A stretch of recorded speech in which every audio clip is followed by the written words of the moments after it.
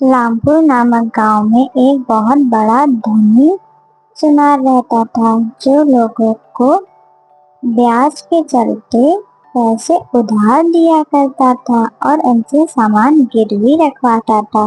ऐसा करते करते उसका बहुत बड़ा घर बन गया था गांव में। हीरालाल उसी गांव में रहता था। वह मजदूरी करता था। खाना खा के वह दोबारा मजदूरी पे चला गया।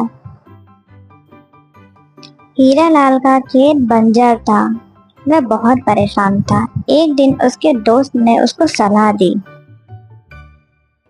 अरे हीरालाल, कैसे हो? घर में सब बढ़िया है? बहुत ही परेशान लग रहे हो। कोई दिक्कत हो तो बताओ मुझे, तुम्हारा दोस्त हूँ मैं आखिर। अरे भाई, क्या बताऊं, बहुत परेशान हूँ। घर पे एक बूंद राशन नहीं है और ये बंजर जमीन भी मेरे सर चढ़ी है। कुछ समझ नहीं आ रहा।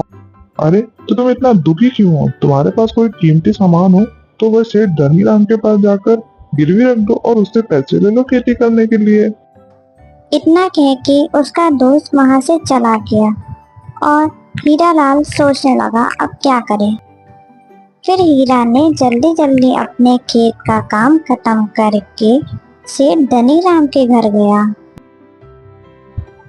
नमस्कार सेठ जी, वो मुझे थोड़ा सा उधार पैसे चाहिए थे। मुझे अपने खेत के लिए चाहिए थे।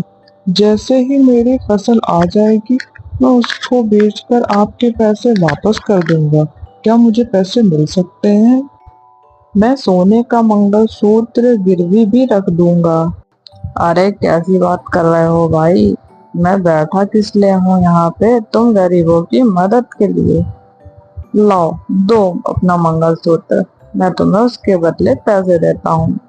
और हाँ, एक बात का याद रहे, मैं सिर्फ तुम्हें 3,000 रुपए ही दे पाऊंगा। सुनार मंगलसूत्र देखकर बोला, अरे ये तो 1,000 रुपए का है। मैंने तो फिर भी तुम्हें 3,000 रुपए दिए हैं इसके बदले। चलो ले जाओ, तुम भी क्या याद करोगे। और हाँ, जल्दी ही वापस करना। हीरालाल सुनार की बात मान गया और उसे धन्यवाद कहकर वापस अपने घर की ओर फसल काटने चला गया। कुछ दिनों बाद उसने अपने खेतों में कड़ी मेहनत करी और उन पैसों से अधिक बीज लगाए और कुछ दिनों बाद उसे अच्छी फसल हुई, जिसे बेचकर वह बहुत खुश था और उसने बहुत पैसे कमाए। दोनों पति पत्नी बहुत खुश थे क्योंकि उनके घर नई खुशियां आई थी। तभी हीरालाल अपनी पत्नी से कहता है कि वह जा रहा है वो मंगलसूत्र उस सुनार से लेने और उसे पैसे वापस करने।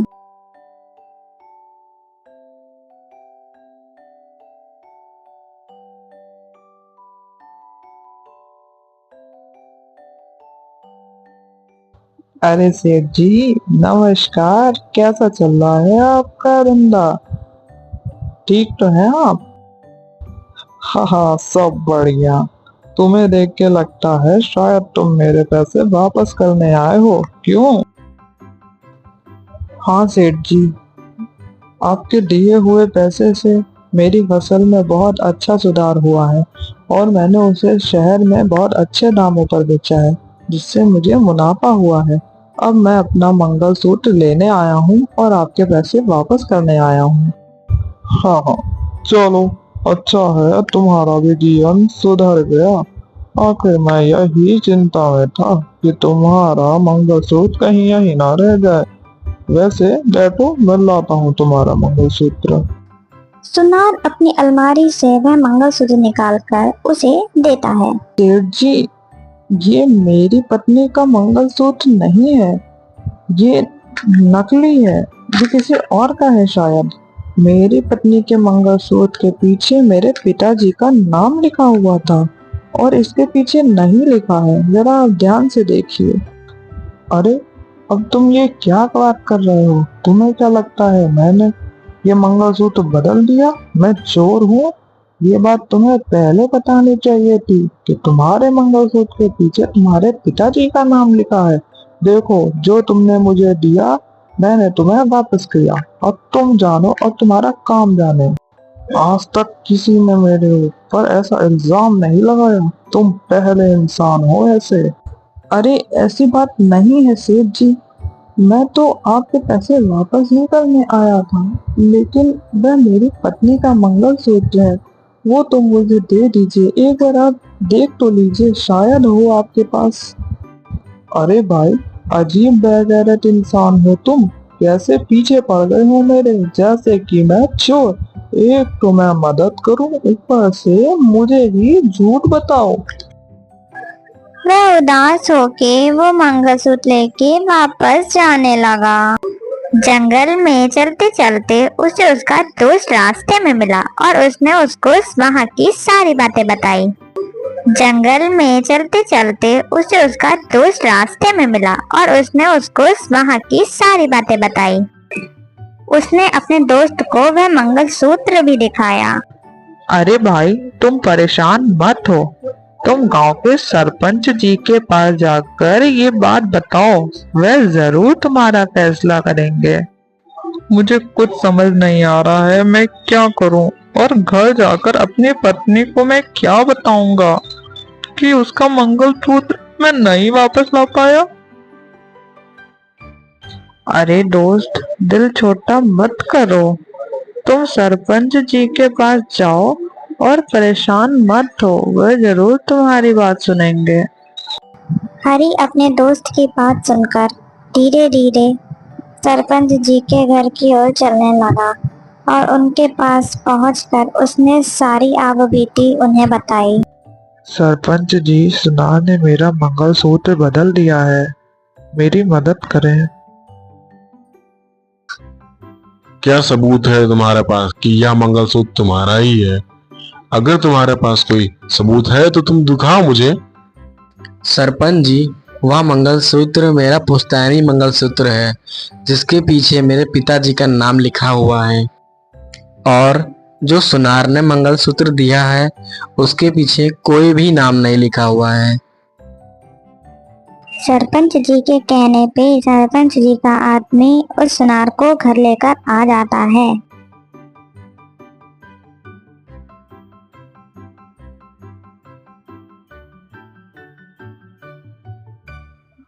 बोलो सेठ, क्या तुमने हरी का मंगलसूत्र बदल दिया है? तुम्हारे पिताजी तो ऐसा नहीं करते थे। आखिर बात क्या है सेठ? तुम मुझे सही सही बताओ। सरपंच जी, मैं तो इन गरीबों की मदद करता हूँ, इन्हें कर्ज दे के। कभी आज तक ऐसा हुआ है कि मुझे घर आना पड़े? इस हरी की ही नीयत खराब है मेरे पैसों पर, तभी ये मुझ पर उल्टे सीधे इल्जाम लगा रहा है। अगर तुम्हें इतनी ही दिक्कत है तो तुम इन गरीबों को पैसे उधार में देते ही क्यों हो? हरी, अब तुम बोलो, सच्चाई आखिर क्या है? सरपंच जी, मैं एक गरीब आदमी हूँ, मैं क्यों झूठ बोलूंगा। बस आप सेठ जी से बोल दीजिए, असली मंगलसूत्र मुझे वापस कर दें। वह मेरा पुश्तैनी मंगलसूत्र है, जिसके पीछे मेरे पिताजी का नाम लिखा हुआ। सरपंच जी, ये मुझ पे इल्जाम लगा रहा है। मैंने तो सोचा ये गरीब है, क्यों ना इसकी मदद कर दूं। मैंने तो इसके जैसे लाखों की मदद की, पर किसी ने कुछ कहा नहीं, लेकिन ये मुझे ही गलत ठहरा रहा है। सरपंच जी, ऐसे तो ये मुझे पूरे गांव में बदनाम कर देगा। अब इसका कोई आप ही उपाय निकालिए सरपंच जी। मुझे लगता है सेठ सही है, शायद गलती तुमसे ही हो रही है। एक बार तुम जाके उस मंगलसूत्र को दोबारा चेक करो और उसके बाद देख के मुझे बताओ, फिर आगे मैं देखता हूँ। आज की सभा यहीं खत्म होती है। सरपंच जी की बात सुनकर सेठ मन ही मन खुश हो गया कि अब उसकी चोरी नहीं पकड़ी जाएगी। लेकिन हरी उदास हो गया, उसका पुश्तैनी मंगलसूत्र अब उसके पास नहीं था। सरपंच जी के मन में एक ख्याल आया और उन्होंने अपने आदमी से कहा, मुझे लगता है ये सेठ झूठ बोल रहा है। हरी का मंगलसूत्र इसी में रखा हुआ है। ये सेठ जहाँ अपना सोना रखता है, तुम जाके उस सोने को चेक करके देखो और शायद उसमें ही हरी का मंगलसूत्र हो। मैं चाहता हूँ ये काम तुम जल्द से जल्द करो, वरना वह सेठ सतर्क हो जाएगा और अगर कहीं वह मंगलसूत्र छुपा ना दे। जी सरपंच जी, जैसा आप कहते हैं मैं वैसा ही करता हूँ। लेकिन ध्यान रहे, तुम्हें बहुत सतर्क होके सेठ के घर जाना होगा, ताकि उसे ये ना पता चले कि तुम मेरे आदमी हो। जी सरपंच जी, उसे बिल्कुल भी नहीं पता चल पाएगा कि मैं आपके आदमी हूँ, और मैं वेश बदल कर जाऊंगा, क्योंकि मेरे पास एक पुश्तैनी हार है जो कि मैं उसके घर गिरवे रखूंगा और देखूंगा कि वह हार वह बदलता है या नहीं। अगर वह बदल देगा तो वह पकड़ा जाएगा। अगले ही दिन सरपंच का आदमी भेष बदलकर सेठ के घर गया। उस सेठ जी, मुझे कुछ पैसे उधार चाहिए, क्या वो मुझे मिल सकते हैं आपसे? और मेरे पास एक पुश्तैनी हार है जो आपके पास गिरवी रख दूंगा। वैसे मैं तो किसी को उधार देता नहीं हूँ, लेकिन तुम मुझे थोड़ा ठीक इंसान लग रहे हो। ठीक है, ले लो फिर।